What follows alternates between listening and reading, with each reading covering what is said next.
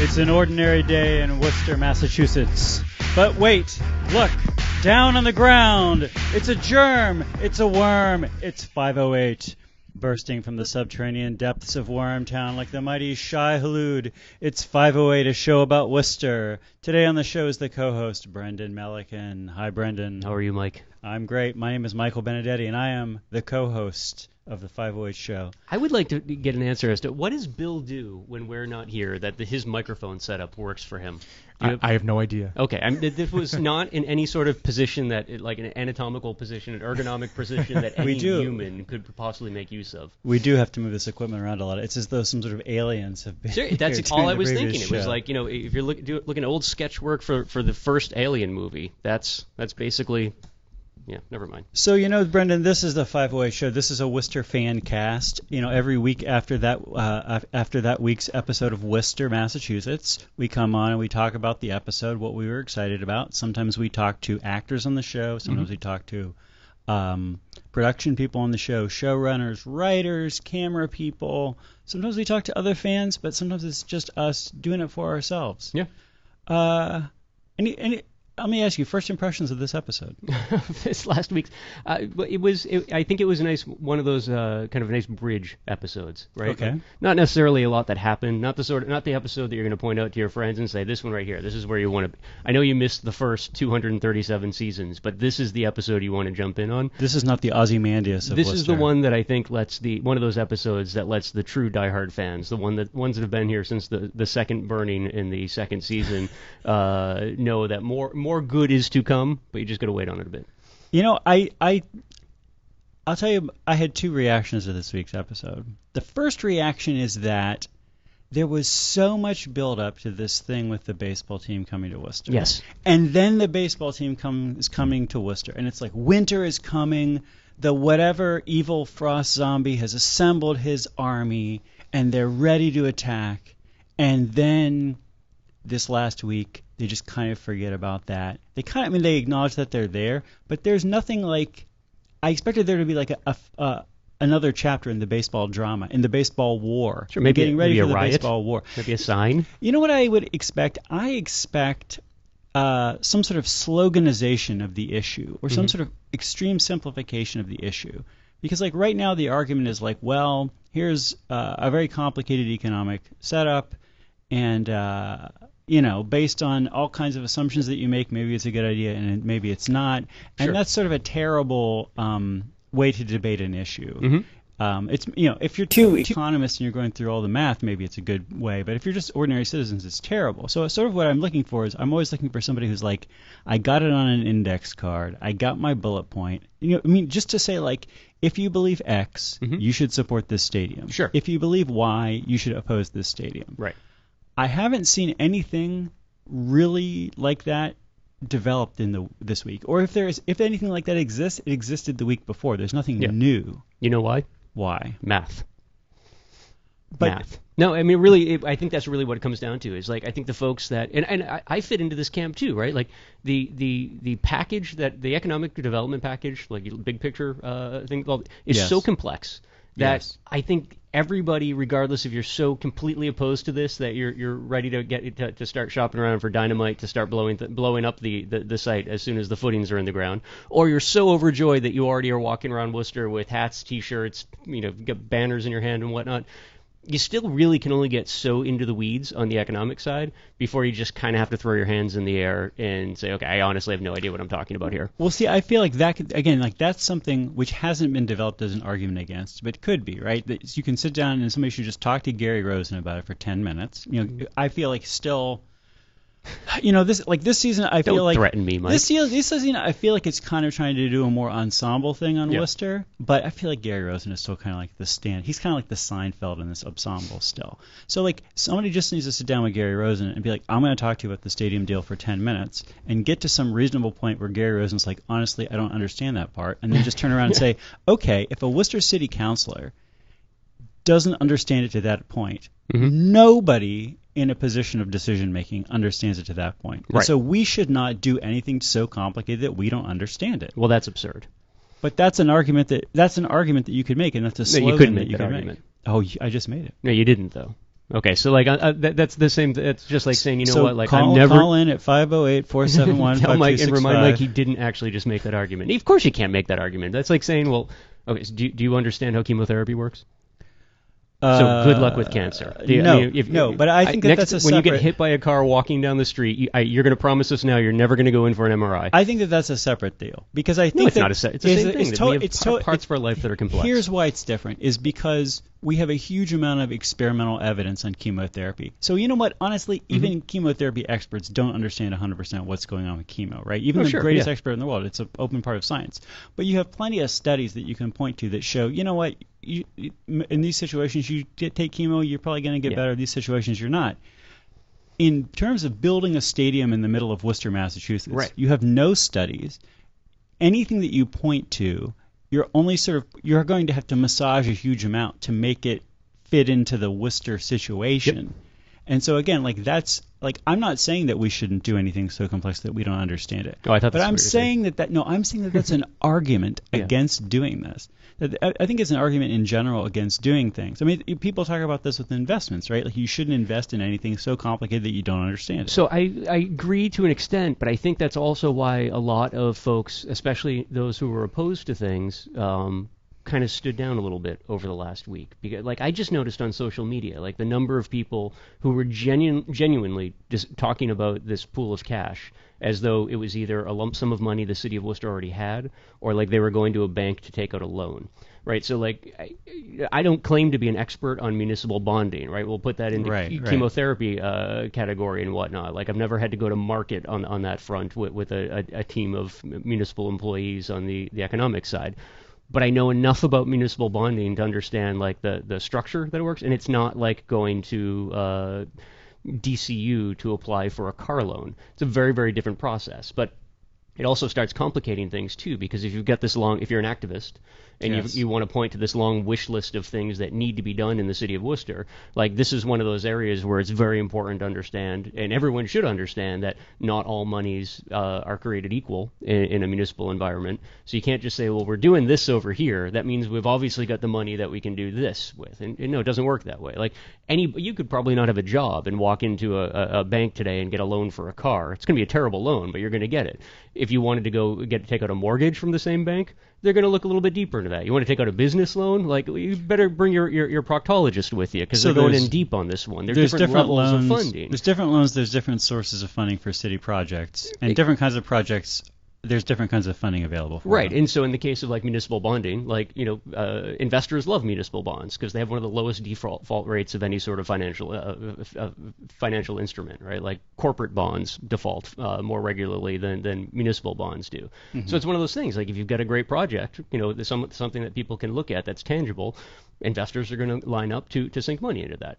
You have a low-income housing project or a project to feed the poor, like investors aren't going to line up for that one. I'm not saying it's right, but it is what it is. There's not a ton of money in that. And the other side of that as well, too, is, I think a lot of the folks that are very, very in favor of the park also kind of ran into the same sort of problems as well, too, in terms of talking publicly, because a lot of the benefits to this don't involve baseball. They involve an 18-acre parcel of land across the street where you're going to be building hotels, housing, and commercial development, and the baseball is just kind of the hook to bring those folks into the city. I was talking to somebody this week who's been out of the country doing her thing for a while and is back in town and certainly heard about this, asked me what I thought, and I said, well, I think, I'm in favor, but, kind of on still kind of want to keep an open mind. Sure. And she was like, I'm not sure, like, I feel like we need to have things in the city, like we need to have more housing, we need to have other kinds of economic development. And I said, well, that there's like hundreds of housing units that are part of this. And she said, oh, really? So this is somebody who's like an intelligent person who hasn't been following Worcester news recently, but has read at least some article about this, but still has missed that whole angle on the story. And there's this other weird thing, too, that, how much time do we have? 2 minutes? I'll make this one fast. I mean, there's another whole weird angle to this as well, too, where on those opposed, Someone pointed me in the direction of the gentleman who wrote the book, like the book called Field of Schemes, right? And but he also keeps a blog where he's talking about all of the towns and cities that are getting built by professional sports teams and whatnot. He wrote a really, really well thought out blog post about the Worcester project and got as deep into the weeds on the finances as he could. Mm-hmm. The problem was, and it didn't really come out until you started reading the comments, he really, and admitted to as much, basically used the boilerplate, like this is a post-industrial mill town that's betting its future on this thing, and this thing that doesn't necessarily work. You read into the comments, and people were pointing out to him from the area, like, hey, like Worcester has a 75% occupancy rate for hotels. Like they're not hoping that a baseball stadium is going to fill hotels. They've already got a lack of hotel rooms, and they're using this to build more.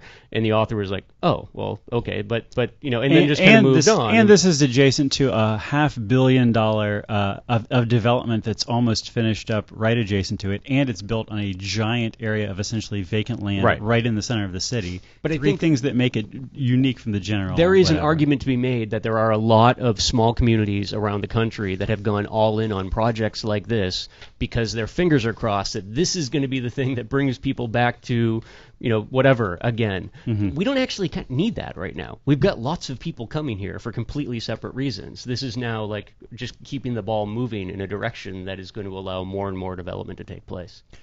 This is 508 Worcester's Libertarian Voice. We'll be back in a minute with more. Live from our studio in a basement down an alley in downtown Worcester, this is 508 with Michael Benedetti and Brendan Melican, and we've been talking about just sort of like the things that have got us excited about this week's episode of Worcester. Yeah. Brendan, there's another plot thread, and I feel like we could spiral way out of control on discussing this one. So stop me if you don't want to talk about this for a long time. All right. Okay, but so like on last week's episode of this show, mm-hmm. or maybe a couple weeks ago on this show, I was talking about sort of like the new global set of Catholic clergy abuse scandals that have erupted. Yes. And talking about how in Worcester we are now a post-Catholic city. We probably have been for a long time. Sure. And that, much as the 60s were over for a long time before Altamont, but Altamont is the symbol of the end of the 60s, mm-hmm. that the tearing down of Notre Dame is the Altamont of Worcester Catholicism. Yeah. And that at some point there was going to be this connection between this post-Catholic Worcester and this latest wave of Catholic scandals, the Catholic Me Too movement, people call it. And there was going to be a new wave of Catholic scandals in Worcester, and we were going to have 5 Catholics at the end of it. By the way, I will be one of them. Yes. The bishop, maybe not, but I will be there 100%. I've been kind of stunned that I thought that was just kind of like a throwaway plot line, mm-hmm. that it was just kind of like playing with it because it was like, oh, it's in the news this week, so we're going to kind of like include that in this week's episode. Right. But now this week, we have this, now the global Catholic clergy abuse scandal is roped in the Pope himself. Yes. And it feels like, how could that be happening unless there's definitely going to be a Worcester tie-in? It just seems such an obvious setup. Right?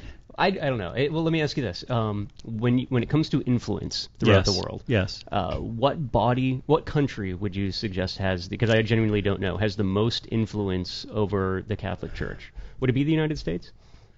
I don't know. I mean, Italy. Italy? Well, I mean, do they really, though? I mean, population-wise? I mean, what do you mean by country? You mean by the Catholics of what country have the most influence over the global church? Yeah. I mean, I have no idea. Maybe the United States, maybe the only reason I'm asking is because it really it's starting to seem like it's mirroring American politics, and I'm wondering if that's just what we're just seeing a sort of a natural trend towards absurdity within institution and organization, that Americans have just allowed the entire world to turn into a reality TV show, and I think the church is now just becoming, because I was reading some of those the stories about the accusations that are now being levied towards and there's lesser accusations but are very similar. They follow the same narrative and the same being levied at various cardinals throughout the country as well too. Right. That that notification, my secretary handled that. How was I supposed to know? Mm-hmm. I mean, it really is starting to. The whole thing is starting to look like a reality TV show, and a poorly written one like that. I know you don't care about this that much, so your answer is probably no. Did you read the Vegano memo, the Vegano testimony that started this whole thing off? The 11-page thing. Actually, no. So it is an interesting document, and in part it reminds me of why I never read anything about how the Vatican works, because the Vatican works like the world's worst game of telephone. It's like you want to sanction Cardinal whoever. You want to, in this case, they literally put Cardinal McCarrick on double secret probation. You want to put a secret sanctions on Cardinal McCarrick. So you tell a guy who tells a guy who goes to the United States who tells Cardinal McCarrick, and maybe you mention it to somebody else, and then you come back. Right. And then Cardinal McCarrick for a couple of weeks, maybe like does a couple of whatever he's sanctioned to do, and then he says, you know what? I'm a cardinal. I'm an archbishop. Come at me, bro. And then he ignores the sanctions for the next 5 years. And every once in a while, somebody who's heard about the sanctions says to one of these archbishops, like, you have Cardinal McCarrick speaking at an event. Sure. He's not supposed to be speaking at public events. And Cardinal Wuerl or whatever will be like, oh, sorry, dude. We'll cancel him or whatever. But like, and it's like if at any point that game of telephone can break down. Like you said, at any point the person can not deliver the message, deliver the message incorrectly. There's not like a red flag on Cardinal McCarrick's personnel file that's like, oh, this guy's been sanctioned. Oh, this guy's bad news. But again, drawing the parallel again to say U.S. politics, isn't that the way that like every large institution works? In the sense that that's what allows them to be an institution that lasts, is layers upon layers of plausible deniability that allow you to actually trace any sort of connection back to the thing that really I found interesting about the accusations that were starting to be levied at the Pope. They seem to be coming from the corners of the Catholic Church that were never too hot on Pope Francis to begin with, which in and of itself seems to layer on a whole nother. And I know everybody has to love the Pope, right? Like from an institutional perspective, like the same way you never turn down an invite to the White House from the president. Clearly there are folks that don't. At least one U.S. bishop, I think has called for his resignation. I think that at least the Bishop of Tyler, Texas, has called for his resignation. And so, I mean, now you're at a point where it seems like everyone's doing their job, the institution is working, but then quietly you've got people from the corner that, like, we're never really happy with this Pope in the first place. They're the ones that are slowly starting to point the finger, saying, if you really want to take care of a problem, you got to take care of it from the top. I just want to say, by the way, that I read somewhere that a Pope, in order for it to be a legitimate resignation by a Pope, that Pope cannot be pressured to resign. So I am not saying that this Pope should resign. I'm 100% against this Pope resigning. Yeah. If someone else were in this situation as Pope, I would definitely think that they should resign, either because they are worst case malicious, best case super incompetent. But this Pope should not resign. If you were to take that approach, is there a process within the Catholic Church to remove sainthood? I don't know. Sometimes people forget about these saints. Well, I know, but don't we have a couple that are popes as well? Like, how far back do you have to go looking at popes and involvement and actual and knowledge before you turn around and say, you know what, we've been dealing with maybe 50 years of illegitimacy here? I'm not talking about that, like, someone should not be connected to bad stuff. Oh, no. What I'm saying is, like, let's say it's 2013, and let's say you're like, maybe you're going to become the Pope, and you're saying, like, what are some issues that are important to the Catholic Church around the world, like hot button issues right now? Oh, abortion, homosexuality, the family, definitely clergy abuse. Clergy abuse, really big issue around the world. Seems like it's not going to fade anytime soon. Crisis issue, right? And then you say to yourself, well, here's a guy who certainly everyone in the East Coast American hierarchy knows has been, like, very, very sleazy for decades. Sure. And that, in fact, there have been serious enough allegations that the previous Pope, Benedict XVI, no great Pope on clergy abuse, put him on double secret probation. And you're asking around and you're like, this guy's powerful. This guy's basically on my side in all these battles. Like, he's kind of not active right now. Do I want to reactivate him? Do I want to make him a special advisor to me? He does have maybe this baggage, but I don't know. How bad is it? And so you're, like, maybe asking around.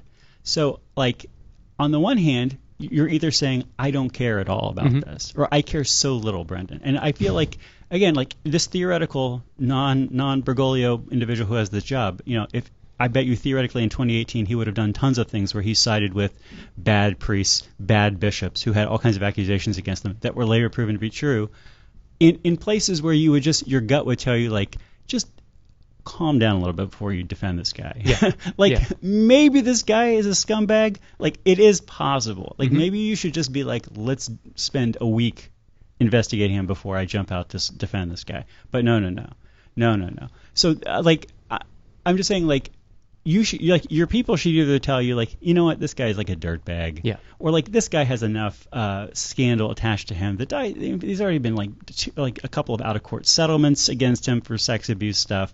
Like he's getting old. He does have like control of some sort of like multi-million-dollar fund, and he is like very, very powerful. But like it's not worth it, bro. It's not worth it, especially if you think this is an organization about being a good person. This dude isn't. Let me ask you this: not a good person. A little bit of an aside. From your perspective, because you pay much more attention to this than I do, how long before a whistleblower organization starts dumping massive amounts of internal communications from within the Vatican, like we've seen with pretty much every meaningful government and political organization in the world, and how long before you start having serious conversations that run along the lines of like schism or whatnot? Well, we did have the so-called VatiLeaks scandal, which actually involved Vigano also, which was one of the things which I think led Pope Benedict to become so discouraged by the job that he resigned. This is one place where I am actually super shocked that I would like, in the same way that I'm shocked when I see how incompetently run this giant multiple thousand-year institution is, and I would think that they would really have their act together. Like there's plenty of infighting, sure, but in certain ways you think they would just be like the most ninja organization ever, but no way. You would think they would be like the mafia, but no way. In the same way, like Nintendo. In the same way, like you would think that every bishop in the United States would have, or else their underling would have this safe full of files on every other bishop in the United States. So as soon as the bishop of Tyler, Texas starts saying bad things about the Pope, you're just like, all right, the gloves are coming off. And I mean, and this is a thing that people have suggested is like, like now there's going to be this nuclear war. Like this is why people haven't waded into this before, because it's just so going to be so toxic on all sides. So many people are going to fall, and this hasn't happened. And I would say too, like, if I wanted to attack the theoretical non-current Pope who might be in a similar situation, I would say that if his heart was in the right place, if he was being misled, you should see a bloodbath of cardinals at this point. Or, if within the next 6 weeks you don't see, a dozen cardinals fired, a dozen archbishops, 25 archbishops fired, then you know that this Pope doesn't really care about being lied to. But no, this Pope doesn't really care about international scandals. I think there's something different there, though, and I think this is, I guess, why I'm asking the question the way I did. All of the institutions that you've seen massive leaking of information from the outside, they've all been institutions that historically demand that they can just ignore problems and the problems will go away, right? Like governments, politicians, corporations, just people that can say, you know what, we're not even going to acknowledge this problem. We're just going to pretend it doesn't we're going to stick our fingers in our ears and it's going to go away. And then they all end up crumbling when somebody on the inside says, okay, enough is enough. I actually have to do the right thing. The Catholic Church is one of the few large organizations left in the world that seems to have the luxury, including in the U.S. courts of law, of just sticking its fingers in its ears and saying, you know what, eventually these people involved are going to be dead. We're just going to wait till it goes away. I wonder if it's in part because they do play it as a game of telephone so much that, like, if the dude is on double secret probation, like probably like Vigano alleges that there's documentation of this somewhere. Is it just somebody's notes after a meeting being like, some guy told me this? Like, is the person walking over here with a certificate of bad behavior and then that gets filed somewhere? I don't think so. Well, we can't be giving credit to like saving civilization and put that in the hands of like of old monks somewhere in Ireland, right, during the Dark Ages, without assuming that good notes are being kept. Do we need to go to a commercial break? How you doing, Hank? Hi, Hank. The mighty Hank Stoltz. That we need to. I was pretty interested. You guys seem to be on a roll. Well, we're gonna continue to be on a roll here in a little bit, but for the moment, this is 508 Worcester's week by week good faith survey of evidence that is 100% against this Pope resigning. We'll be back with more. This is the water, and this is the well. Drink full and descend. The horses the white of the eyes, and dark within. This is the water, and this is the well. Drink full and descend. The horse is the white of the eye, and dark within.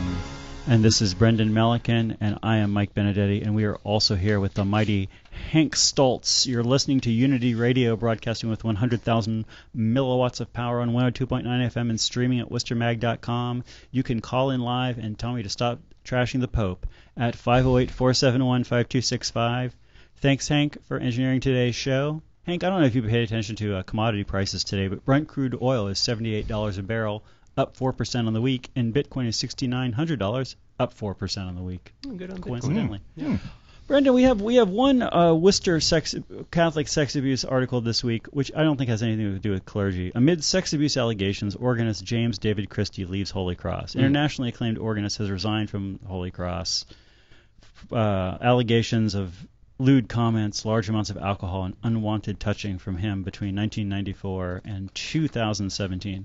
I wanted to try to connect this into Worcester because, like I said, I do feel like the foreshadowing is crazy. There's definitely going to be a Worcester angle in this story. It makes no sense that this week's episode of Worcester would have so much about this if there wasn't going to be a Worcester angle. There is. I think it does. Unfortunately and unintentionally, you can't help but circle everything back to the original Spotlight investigation out of the Globe, going back, 20 years now? I mean, because a lot of folks involved there are still alive and mostly employed at the Vatican, right? Okay. That becomes an issue in and of itself, too. We kind of kicked off a lot of this conversation in this region anyways, and there really hasn't been a lot of resolution in terms of that particular angle going back, again, 20 years just from publicity. Well, Bishop McManus has a letter from earlier in the summer called Bishop Confirms Commitment to the Charter for the Protection of Children and Young People. And he sort of mourns, the situation as it's happening this summer. He's mourned the situation as it's happened in Worcester. And he just says, you should just remember that we are very much implementing the Charter for the Protection of Children and Young People. This is sort of a document that I guess the bishops came up with in 2011. But like every diocese basically follows this. It has the sorts of things that you would expect are in it. He mentions that they continue to do background checks on people who are ordained lay staff and volunteers. I mentioned a couple, which they've been doing for more than 15 years. I mentioned a couple of months ago that I had just had my background check done. I don't think I've ever had a position where if I were the bishop, I would not have a background check done on me. I would be like, that guy's not really in any kind of sensitive position. Mm-hmm. But if I were going to do a background check on all lay volunteers, I would have done this on me 10 years ago. So it's a little concerning that it's only happened to me now. But it is happening. Or on the other hand, you could be like, even I'm being background checked. So that's a very high standard. So this is where that document, that charter, is one of the things that I think it's hard not to look at.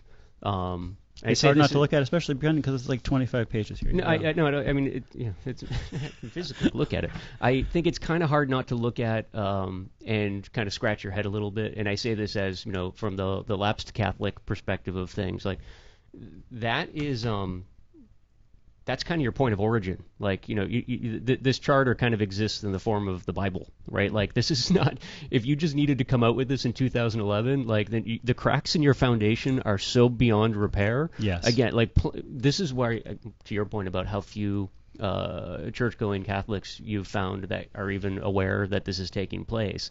That's the real dangerous thing, right? Because eventually you get to a point where things just boil over and information runs free, and that's when people are going to start just splitting town left and right. And it's things like this that I think, they're meant to be well-intentioned Band-Aids, but like, if you're at the point where you're doing, like you said, Corey checks now and sorry checks on members of the clergy, on lay people that are in the church and whatnot, like, what exactly, if we're at that point, then what is left that you're able to say the institution stands for and is necessary for, right? Like, if the institution itself is no different, or you're acknowledging by virtue of having to do Corys and sorries on people that are that they themselves are saying are doing what they're doing based on a calling, right, from a higher power. Sure. But we still need to run them through the traditional human flesh-based legal system. Like, something's got to give, both philosophically or logically, on one side or the other.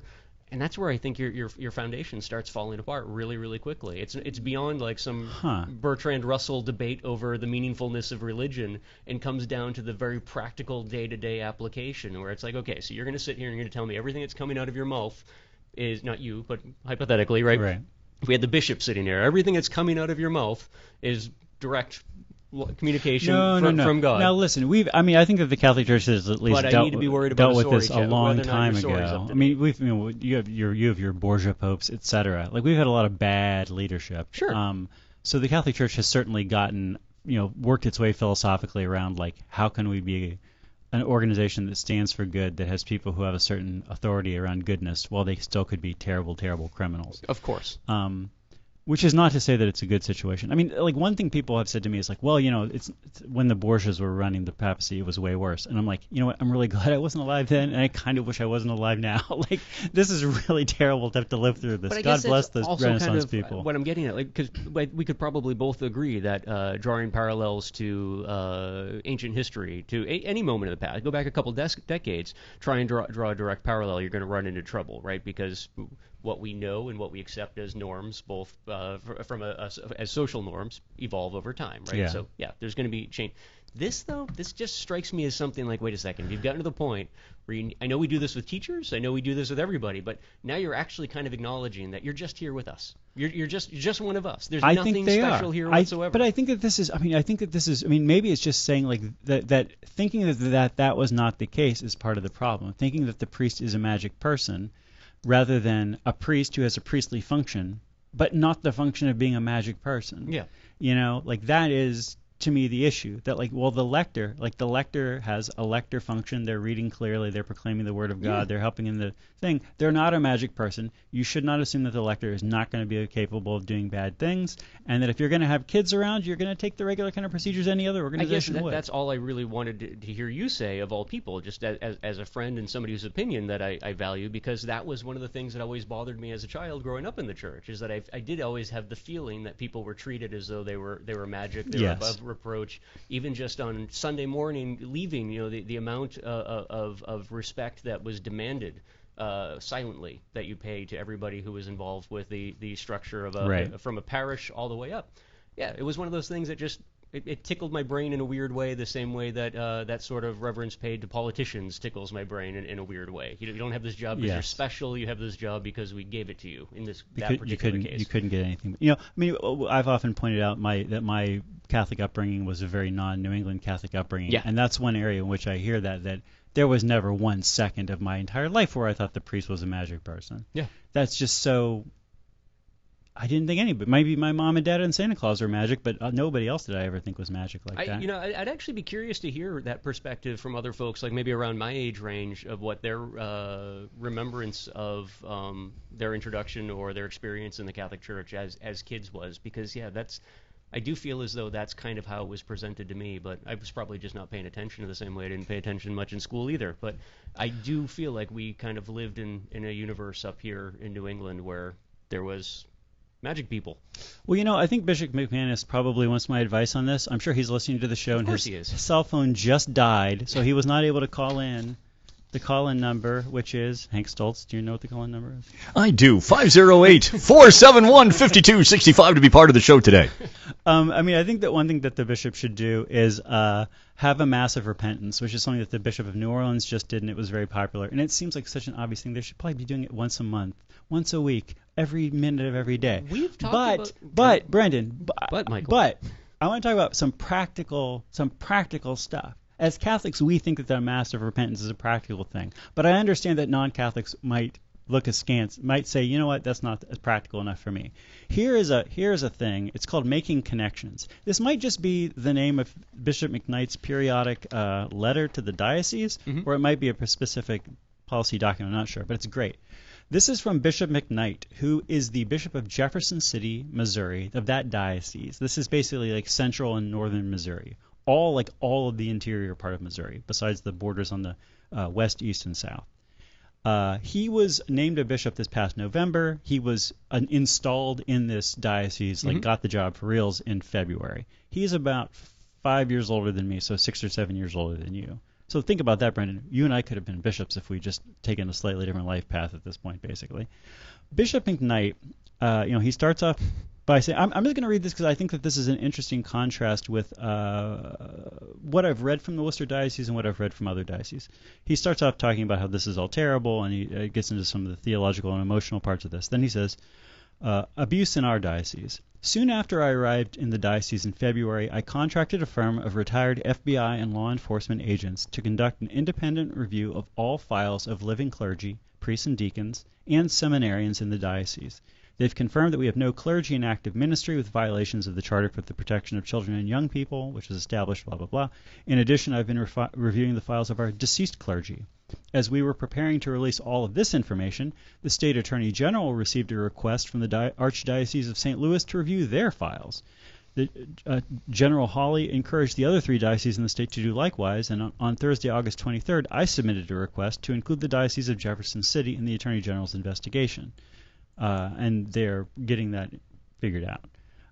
When the Pennsylvania grand jury report was released, they cross-checked names in that report with people who had ever served in their diocese. They found one guy, a deceased priest from Scranton, who had spent some time in the Jefferson City Diocese in the 70s and the 80s, and so they have a number to call about him. He goes on to say, the Archbishop McCarrick scandal made clear one weakness of the charter. There's no established protocol on how to handle an accusation made against the bishop of a diocese. Again, McCarrick just being like, come at me, bro. What are you going to do? To rectify this problem immediately, I'm establishing a protocol to govern what happens if an accusation is made against the sitting bishop of the Diocese of Jefferson City. Any accusation of sexual abuse made against the bishop will be referred to an independent investigator who will make an initial determination of truth, blah, blah, blah. If so, the bishop will make a request from the Holy Father to take a leave of absence, blah, blah, blah. Like, I look at all of this and I say, like, this is what I want to see every diocese in America say is, like, obviously we did this, guys. Like, obviously we hired a bunch of private investigators to do a thing. Obviously we turned over all of our files to law enforcement preemptively, and obviously we've set up a thing so that there's nobody in the diocese who is in a position to say, I'm untouchable. So you obviously skipped over a couple paragraphs, right? So I'm not going to. Yes. I'm going to assume that maybe this is what I'm about to say is buried in here somewhere. Yes. But what you just read, that's the whole problem. And you just, by accepting that, you just bought into the magic person problem. What's that? Because in his own words, you're saying that, like, well, we just don't have a framework for dealing with this inside the church. No, but we have a framework for dealing with people who rape children in society, and you don't get any special treatment because of a title, especially if you fall into a category where by law and church law or doctrine does not trump the law of a society. We have terms like for things like mandated reporters. As soon as you're on the radar, you don't need special investigators. You don't need outside investigators. You don't need private investigators. We have public law enforcement agencies whose job it is to treat people who hurt others under the laws of society. Yes. The philosophy or the goals of a religious organization never trump the laws of society. We're past that. Okay, I'm not saying that. And honestly, I would hope, and I don't know if this is how it is used, like, I would hope that what that internal review board would do is that if there was, like, credible... But we know what it does, because we just saw that in Pennsylvania, where everyone says, okay, like, who's got the checkbook, because we're going to start making sure that we hire enough lawyers to make sure that right. And that's why like, I feel like you got turning over your stuff preemptively to the Attorney General. Again, it's like part of the deal. It's not like saying we're going to handle this internally because we we have a superior justice system, because obviously we don't. And I feel like this is one of these problems of the Pope, is not getting this. Right. That this church is really, really bad. That, like, whatever criticisms you want to make of the law enforcement system in this country, the Catholic Church is way worse. Well, they're way more incompetent. Even before you started going down this road, though, Mike, I think that's part of the problem, is like what you're reading as being like, well, we need to have a process of repentance. Well, no, what we need is a process of reconciliation, something that's actually acknowledged by society. It's something that, like, South Africa did, right? Like, okay, we got to the point where we can all acknowledge that we made some really, really big mistakes here, so we can either go throughout the rest of history hating each other, or we can sit with each other and we can actually pick apart all of the nuance as to how we got to this point and be able to move forward, acknowledging that everybody involved probably did some terrible things, some more than others. But until it's all out on the table, there's absolutely no way to... The word repentance doesn't fit into this, There is no repentance. Your opportunity for repentance is the last words you speak to the jury that just decided they're putting you in prison for the rest of your life. You're taking constructs that only exist within the framework of a philosophy, and a philosophy that is not represented throughout the entire world as being universal, and saying that it somehow has more value than the laws and structure that we use to prop up Western civilization. Okay, I would hope that the review board is not there. There's no review board. The review board is called a jury. Let me start over and say this again. I'm hoping that the review board is not there so that you can say we're gonna do this and not the cops because we're somehow better than the cops. Our philosophy is better than the cops. I would hope that the review board is there to say, okay, Cardinal McCarrick, a couple of outer sources. I mean, did a lot of stuff for a long time. Some people sent information about what he did to them to the cops, to lawyers. None of it was acted on. None of it seemed like it was prosecutable. I feel like what I want to see the diocesan review board do is say, okay, they couldn't get you in a court of law, but you're still a dirtbag. So we're going to demote you. So we're going to fire you. So we're going to defrock you. So you're going to whatever. Like our standard is not like we're going to have a higher standard than the law, and we're not going to assume that because of that we should be the first line of investigation. Yeah. The law should be the first line of investigation because we know that we are terrible. Yeah. We may wish we weren't, but we know if we know anything in the world, we know that we are terrible at being like junior detectives. But to say that we also want to have a really high standard. So even if the state attorney general doesn't want to prosecute this guy, if our board thinks that this guy is a dirtbag, we're going to say you're a dirtbag. You can't do our thing anymore.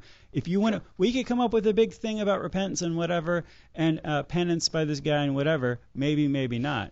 But that's what I hope that the review board is there to do. Is not to replace, but is to augment law enforcement, and is not to be the first line of defense.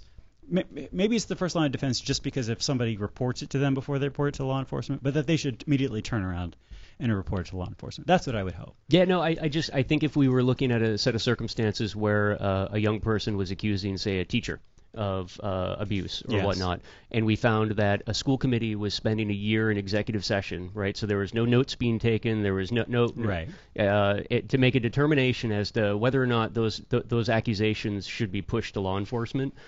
You'd have a lot of problems on your hand, right? And more people would end up in prison than just the person who was accused of wrongdoing.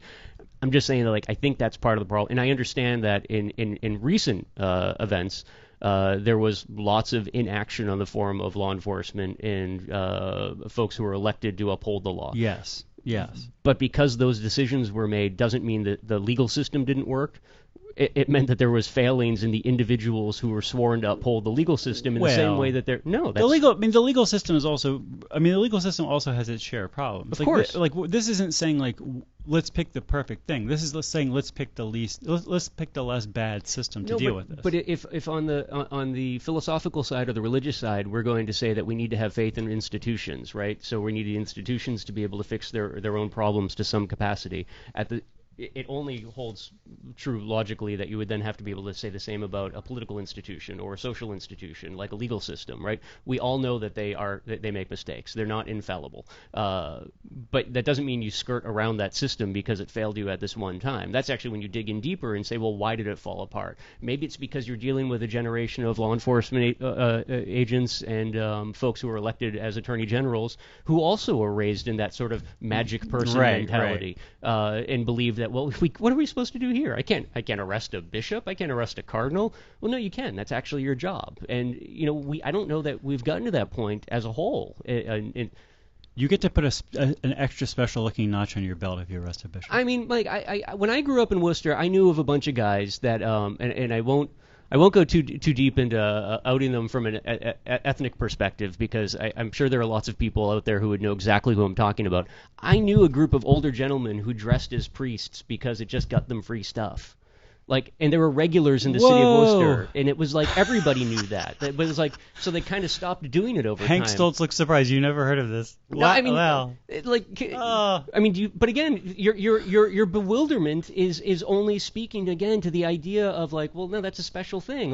That wouldn't have worked in Oklahoma. People would have tried to be like, Devil, get behind me. Have you never heard of somebody impersonating a police officer to get something? Oh, yeah, definitely, so, definitely. It's the same thing. Yeah. Like whenever you're in in a group of people where somebody is held up on a pedestal just because of the clothes that they're wearing, of course someone's going to take advantage of that. Yeah. And there are plenty of people that have done that throughout the ages. There are even people who've started their own religions by claiming to be something that they weren't. And you go back on a long enough timeline, you can almost make the argument about everybody, right? Why be a priest if you could be God? Yeah, no, sure, that's Sure. Plan B for me, Mike. I'm going to start a cult. There was one slight, really tiny footnote to this whole thing I thought was interesting. So DeSales University in Pennsylvania, Catholic college, had a couple of buildings named after now disgraced bishops of Pennsylvania, and one of the bishops they renamed one of the buildings they renamed Annecy Hall, because Annecy is the birthplace of St. Francis de Sales, who's the patron of the school. I like the idea of naming these buildings after places because it seems like Annecy, France is much less likely to become like hugely scandalized than whatever human being you name it after. Like maybe Annecy will eventually develop a concentration camp and you'll regret that you named it after that city, but otherwise you're okay. The other one they renamed after Dorothy Day, the legendary activist who co-founded the Catholic worker movement and is up for sainthood. Hugely controversial person, proud anarchist, and labor leader Dorothy Day, but less controversial than this disgraced bishop. I guess Good job. The last thing I'd like to say on this front, Mike, Yeah. is that so as easy as it may be for me, from my perspective, to appear to be attacking an institution, it's actually the exact opposite of what I'm doing. It's the institution I personally find great value in, and it really bothers me to see it get weakened the way it has over the last 30 years of my life, 20 years of my life. Not because terrible things happen. Terrible things happen in odd places all the time. They do. The way you deal with those terrible things is how you Even write in your this own... radio station, as Even anybody on who's this listened radio to Gary station. Rosen's show will know. Yeah, it's the way you deal with them is how you're judged by history. The way the Yes, Catholic Church yes. has dealt with this is embarrassing. Yes. Only because I think we've gotten to a point in civilization where we can recognize that for a religious entity to remain viable within the larger body of civilization, it needs to mold to the wants, needs, and knowledge of that civilization, not pretend it's its own island unto itself. The church, I think a lot of it has to do with age, because I meet a lot of younger clergy members who don't seem to have the same sort of hang-ups in terms of being open and honest about past failings as folks who are maybe further into their career do. Yeah. The secrecy seems to have gone away. That's the part that needs to be broken down, right? You can't keep pretending as though the church is separate from everything else. It's maybe that works in the Vatican, you're your own country inside of this larger country. Here in Worcester and Allentown, you ain't separate from the legal system that oversees everything that you do, whether you like it or not. That's it. That's all, Mike. I'm here to tear down the institution. I think everybody in the Vatican should be fired and replaced, but that's logistically impossible. And I mean, the problem is, short of that, I don't know what you do. So short of that, I don't know how you deal with certain forms of corruption in the church. Need another guy named Martin. Schism doesn't help you. Then you just have somewhere out there. There's a guy named Martin. Then you just have two groups of corrupt bureaucrats, not one group of corrupt bureaucrats. That doesn't solve your problem. Well, it does temporarily. Everyone's focus goes elsewhere. That's no way. Should we stop doing a radio show now, Hank? I mean, not forever, but just for today. It does seem as if you have reached a logical conclusion, even if it is just a couple of minutes early. Next week. Yeah, next week there'll be another great episode of Worcester, Massachusetts, and we'll be here to talk about it with the people who make the shows, the people who love the shows, and it's always great talking to Worcester with you. We're gonna have like a sort of a binge watching party of Worcester one of these weekends. We'll let people know when it happens. Until then, this is the 508 Show.